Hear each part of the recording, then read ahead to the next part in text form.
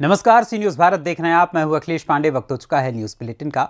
इस बुलेटिन में हम जानेंगे कि कहां स्कूल में हर्षोल्लास के साथ मनाया गया वार्षिकोत्सव, कहां गरीबों को नहीं मिल रहा आवास योजना का लाभ। साथ ही जानेंगे कि कहां भाजपा के जिला उपाध्यक्ष ने स्मारक के लिए भेंट की 51,000 रुपए की सहयोग राशि। और भी ऐसी तमाम खबरों पर आई विस्तार से करते हैं चर्चा। प्रीलूड पब्लिक स्कूल में हर्षोल्लास के साथ मनाया गया वार्षिकोत्सव। इस दौरान छात्रों ने प्रकृति एवं पर्यावरण संरक्षण का संदेश दिया।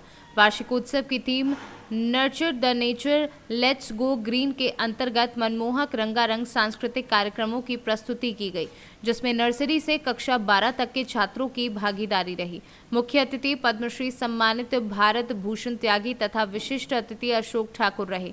डायरेक्टर डॉक्टर सुशील गुप्ता और श्याम बंसल ने बताया कि वार्षिकोत्सव में बच्चों ने विभिन्न प्रकार की जागरूकतापूर्ण सांस्कृतिक प्रस्तुतियां देकर पेड़ लगाओ पर्यावरण बचाओ का संदेश दिया है। डॉक्टर सुशील गुप्ता, निदेशक प्रीलूड पब्लिक स्कूल। 2 साल के कोविड पीरियड की वजह से आज हम लोगों को मौका मिला है कि हम बच्चों को उड़ा सकें, बच्चों को हम जो एक्टिविटी करा सकते हैं, क्योंकि एक स्कूल का जो एनुअल फंक्शन होता है वो सबसे अलग होता है। आज हमारे यहाँ एनुअल फंक्शन है और जिसका थीम जो है नर्चर द केयर, क्योंकि हमको आगे आने वाले समय में ग्रीनरी पर ध्यान देना है, हमको एनवायरनमेंट पे ध्यान देना है।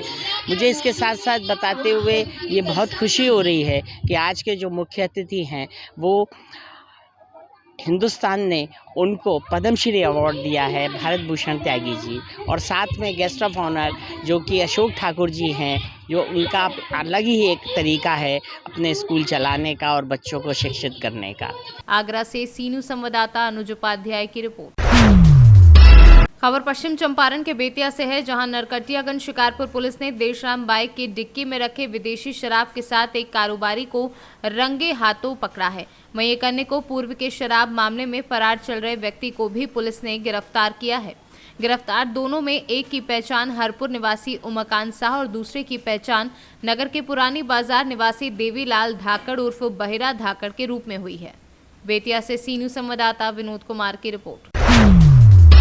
खबर पश्चिम चंपारण के बेतिया से है, जहां बिहार सरकार की पीएचडी सह जिला प्रभारी मंत्री ललित कुमार यादव ने आज पश्चिम चंपारण के समरालय सभागार में जिले के वरीय अधिकारियों और जनप्रतिनिधियों के साथ विकास कार्यों की समीक्षा बैठक की। बैठक में कई बिंदुओं पर चर्चा की गई। इस बैठक में नल जल योजना व कृषि संबंधी मामला छाया रहा। वहीं अरवा चावल मिलरों से अब अरवा चावल नहीं लेकर उसना चावल लेने की बात मुख्यमंत्री द्वारा कही गई, जिसका मुद्दा मंत्री के समक्ष बैठक में उठाया गया। उसना चावल लिया जाएगा, इस पर आपका क्या मानना है? आज बैठक में इस पर भी चर्चा हुई है। माननीय जनप्रतिनिधि, माननीय विधायक जी इस सवाल को रखे हैं। हम लोग सरकार स्तर से देखते हैं और इस बैठक से प्रभारी मंत्री के हैसियत से क्या कर सकते हैं, तो हम लोग इस पर देखते हैं। बड़ा गंभीर आपकी बात को सुन रहे हैं। हम डीएम साहब को कहना चाहेंगे कि आप तमाम इस बात को जो सवाल आप उठाए किसान से संबंधित है, और किसान का मामले में हम लोगों को कोई कंप्रोमाइज, किसान ठगे जा रहे हैं, तो हम चाहेंगे कि डीएम साहब अपने स्तर से इसको बैठक कर लें।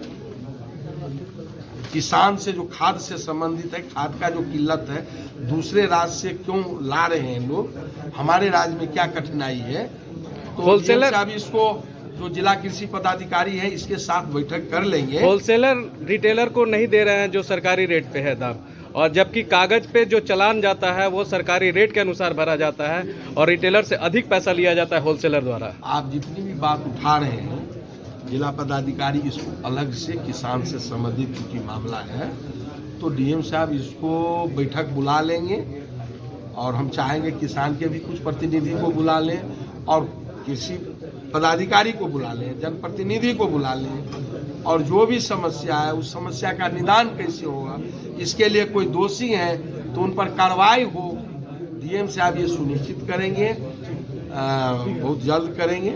ये डीएम साहब एक हमारा ड्रीम प्रोजेक्ट है और देश में पहला आदमी है नल जल योजना, नल का जल का योजना और घर घर नल का जल योजना हो।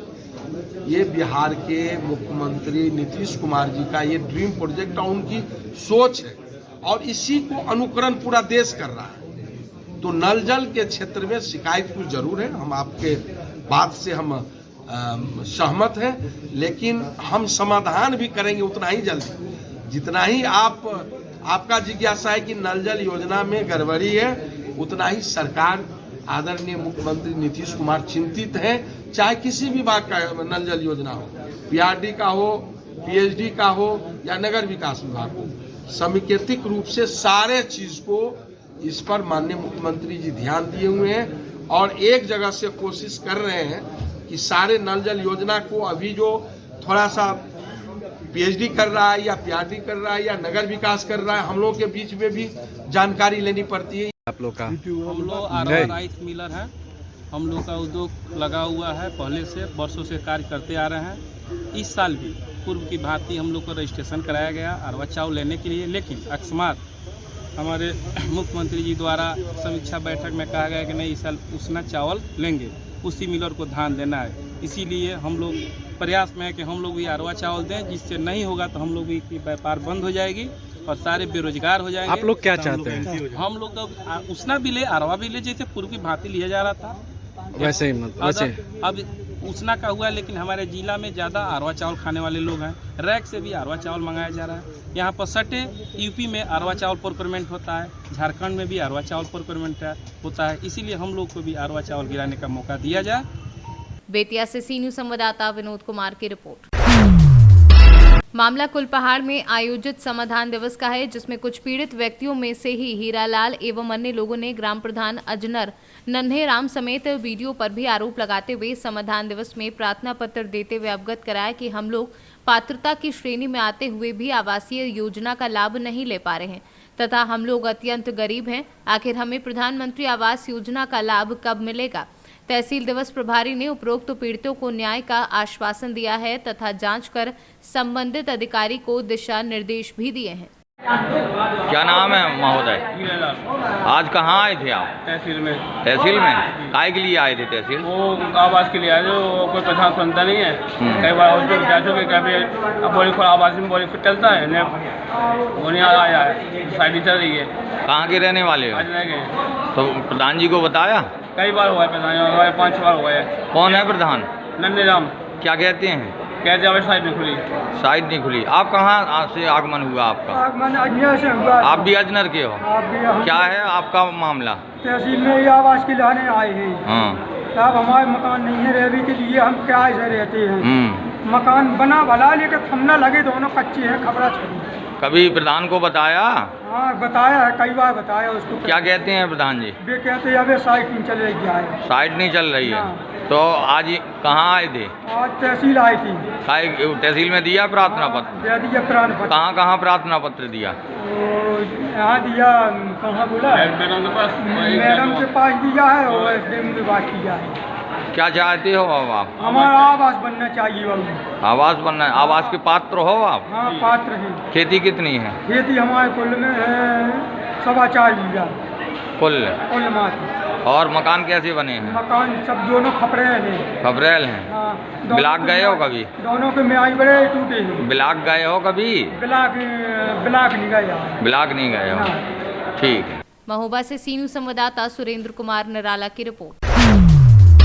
अकलेरा में मनोहर थाना क्षेत्र के ग्राम पंचायत आवल हेड़ा के गुराडी में आगामी 27 तारीख को बाल संत शाश्वत भार्गव के सानिध्य में किया जाएगा महाराणा प्रताप की प्रतिमा का अनावरण। महाराणा प्रताप सेवा समिति के सदस्यों ने बताया कि आगामी 27 तारीख को गुराडी के महाराणा प्रताप डूंगरी पर दिन के 1 बजे महाराणा प्रताप की प्रतिमा का अनावरण किया जाएगा। राजस्थान से सी न्यूज़ संवाददाता भगवान सिंह राजावत की रिपोर्ट। सुबह सपा पार्टी के कार्यकर्ता सम्मेलन में बार बालाओं का अश्लील डांस का वीडियो वायरल हो रहा है।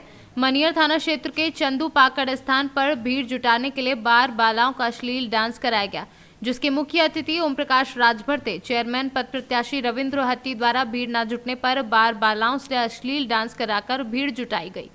बलिया से सी न्यूज़ संवाददाता राजू गुप्ता की रिपोर्ट। गया जिले के बाराचट्टी थाना क्षेत्र के भादिया गांव में उस समय कोहराम मच गया जब कोलकाता सियाराम बस से आ रहे सलेमपुर गांव निवासी श्रीधर सिंह पिता विजय सिंह उम्र 40 वर्षीय सियाराम बस और 4 पहिया वाहन की चपेट में आने से मौत हो गई। बता दें कि पुलिस ने सूचना पाते ही बाराचट्टी थाना अध्यक्ष के अनुसार मनोज राम घटनास्थल पर पहुंचे। टोयोटा कार के मालिक को अपने कब्जे में लेकर थाने ले गए। बारे में जानकारी दीजिए। कोलकाता से आ रहे थे। अच्छा। मेरे चचा हैं, सलेमपुर के रहने वाले हैं। हाँ, क्या नाम हुआ इनका?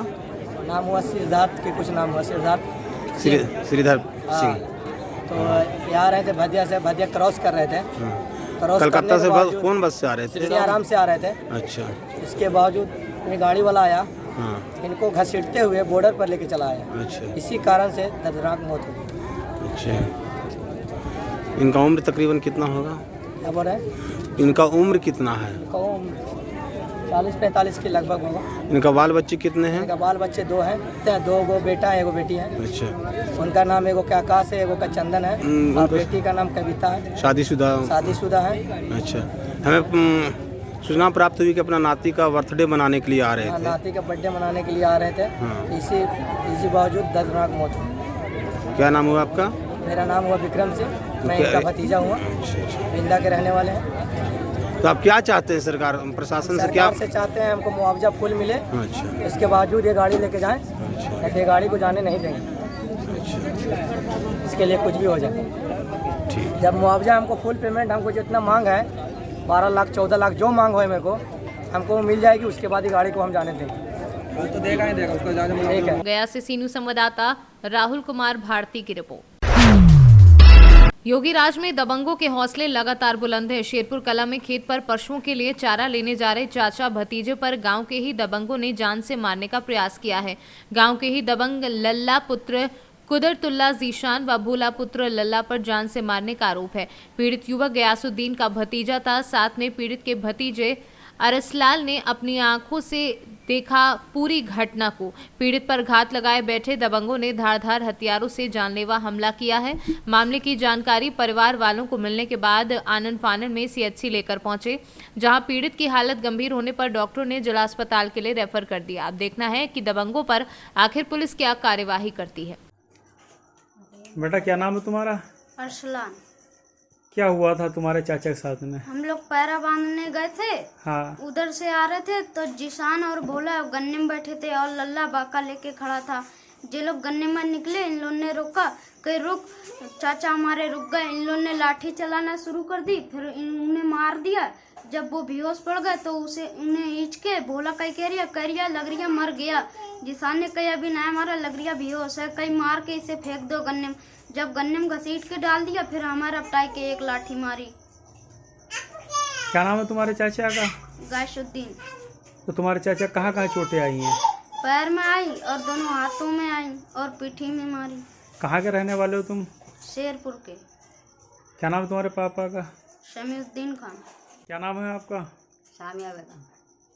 क्या मामला है? आपके बेटे के साथ में क्या घटना हुई है? घर से गया था मोटरसाइकिल से पैरा बांधने के लिए खेत पे। जब खेत पे पहुंचा तब देखा कि तीनों बाप बेटे, एक के हाथ में बाका, 2 के हाथ में लाठी, वहाँ वो खड़े हुए थे। हमारा लड़का पैरा बांध चला। पोता बोला कि चाचा जी गाड़ी खड़ी, तो उन्होंने कहा कि गाड़ी नहीं खड़ी, फलाने की चाचा गाड़ी अकील की अपनी गाड़ी, उनकी गाड़ी नहीं, वो हमें नहीं मारेंगे और गाली देंगे तो हम उनकी गाली सुन लेंगे। जब वो निकले, लड़का हमारा पैरा बांध के चला मोटरसाइकिल से, तब उन्होंने एकदम गाड़ी में लाठी लगाई कि गाड़ी रोकी, क्या उतर, तो वो उतर गया। जिसान निकला, जिसान ने लाठी मार दी। जब जिसान ने लाठी मारी, लड़का हमारा गिर गया। फिर भोला ने लाठी चलाई। जब गिर गया, कते बेकार हो गया, तो उठा के उखाड़े में से डाल दिया। जब हमारा पोता भागा तो एक लाठी हमारे पोते की मारी। अरसलान नाम है उसका। तो कोई दुश्मनी पहले से है या वैसे ही? दुश्मनी हमारी उसकी कोई नहीं थी। पहले लड़ाई है हमारे के भांजे की बहू की लड़ाई है, हमारी कोई लड़ाई नहीं है। उसने हमारी उसकी कोई बुराई नहीं है भैया। उसके ने हमारे लड़के से बुराई निकाल ली। पहले की लड़ाई है, आज की लड़ाई नहीं है। काफ़ी टाइम हो गया, 3 साल हो गए, तब हमारे भांजे से लड़ाई हुई थी। वो लड़ाई आज उन्हें कुदरत हमारे लड़के से निकाली। तो तुम्हारे बेटे कहाँ कहाँ चोट आई है? दोनों पैर टूटे हैं, एक हाथ 2 जगह टूटा है, कमर से बैठ नहीं मिल रहा है, कतई बेकार है, समझ लो बेहोश है, अभी भी बेहोश है। अस्पताल में पड़ा हुआ। कहाँ अस्पताल में? पीलीभीत अस्पताल में। तो मारने वाले कौन लोग हैं ये? भोला, जिशान और लल्ला। पीलीभीत से सीनू संवाददाता रिंकू ठाकुर की रिपोर्ट।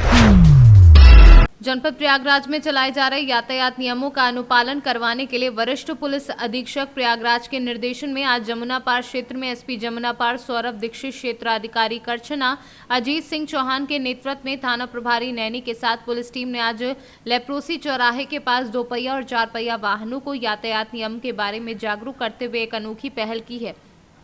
इस मौके पर यमराज के रूप में व्यक्ति द्वारा जीवन सुरक्षित रखने के लिए प्रेरित किया गया। क्षेत्राधिकारी करछना अजीत सिंह चौहान ने लोगों से बातचीत करते हुए कहा कि सड़क पर जब भी निकले 2 पहिया वाहन से बिना हेलमेट और बिना ड्राइविंग लाइसेंस और नशे से मुक्त होकर और नियंत्रित रहते हुए गाड़ी को चलाएं। वहीं 4 पहिया वाहनों के लिए भी उन्होंने कहा कि सीट बेल्ट का सदैव ध्यान रखें और गाड़ी अपनी गति और लाइन में चलाएं ताकि दुर्घटना से आप सुरक्षित रहें। यमराज की भूमिका पे दिखाई दे रहे हैं, वेश में है उसके, और आप किस प्रकार से लोगों को जागरूक यातायात के नियमों को लेकर कर रहे हैं? आप हम इसलिए कर रहे हैं कि लोग जागरूक हो और हेलमेट अपना लगा के चले, जिससे वो सुरक्षित रहें। और हमारे सभी पुलिस अधिकारियों से मिलकर के साथ में यही कर रहे हैं कि आप सभी हेलमेट लगा के चलें। क्या नाम है आपका? हमारा नाम विनय हनुमान जी है और हम नैनी के रहने वाले हैं। क्या किया जाएगा?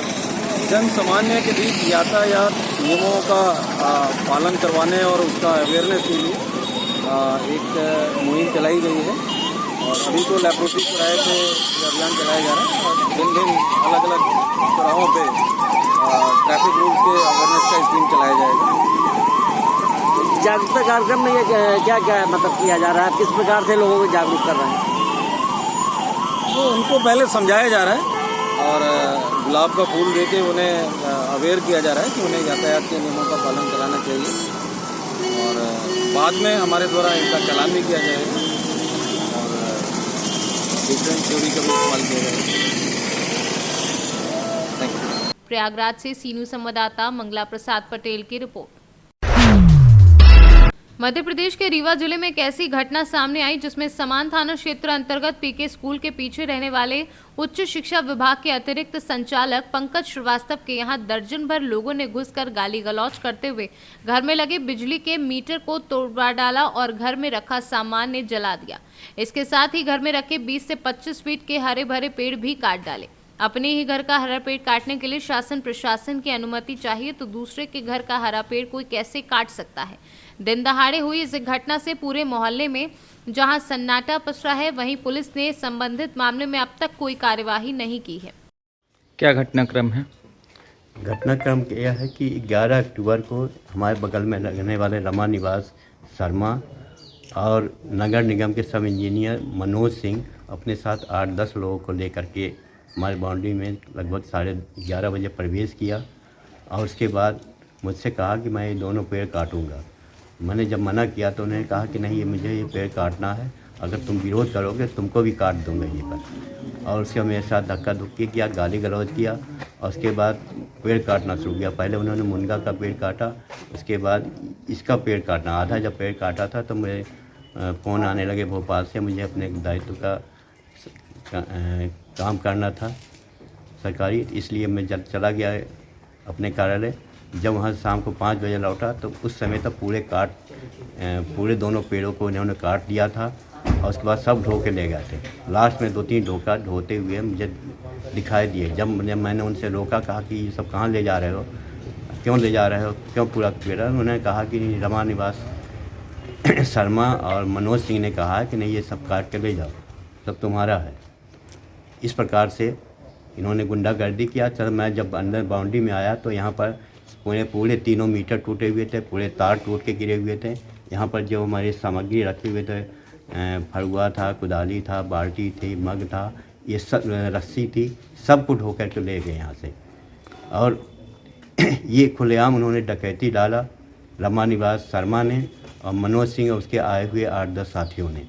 घटनाक्रम के पहले किसी प्रकार की सूचना प्रशासनिक स्तर पर आपको थी? कोई सूचना नहीं दी गई थी। अचानक उन लोगों ने प्रवेश किया, न कोई नोटिस दिया था, न कोई सूचना दिया था, न किसी प्रकार की मौखिक भी सूचना दिया। घटना के बाद पुलिस को आपने क्या जानकारी दी? थाना 6 बजे गया समान थाने में रिपोर्ट लिखाने के लिए, उनको आवेदन दिया, उससे रिसीव लिया। शाम को पुलिस वाले 3-4 आए, उन्होंने विवेचना भी किया था। हमारे यहाँ से 2 गवाही भी लिया उन्होंने। सब कुछ किया, लेकिन उसके बाद जब कोई कार्रवाई नहीं हुई 3 दिन तक, तो मैंने एसपी कार्यालय में भी एसपी साहब को आवेदन दिया, लेकिन उसके बाद भी आज तक कोई कार्रवाई नहीं की गई। अगर कार्रवाई से संतुष्ट नहीं है तो अब आप क्या करेंगे? कार्रवाई से नहीं सुने तो मुझे न्यायालय का शरण लेना पड़ेगा। मैं अपने प्रति किए गए डकैती और दुर्व्यवहार और इस प्रकार की गुंडागर्दी के विरुद्ध न्यायालय में जाऊंगा, तो वहाँ न्याय की गुहार लगाऊंगा। रीवा से सी न्यूज़ संवाददाता अर्जुन तिवारी की रिपोर्ट। फिलहाल के लिए इस न्यूज़ बुलेटिन में इतना ही। देश दुनिया की तमाम खबरों के लिए देखते रहें सी न्यूज़ भारत। हर खबर आपके साथ, आपके हाथ।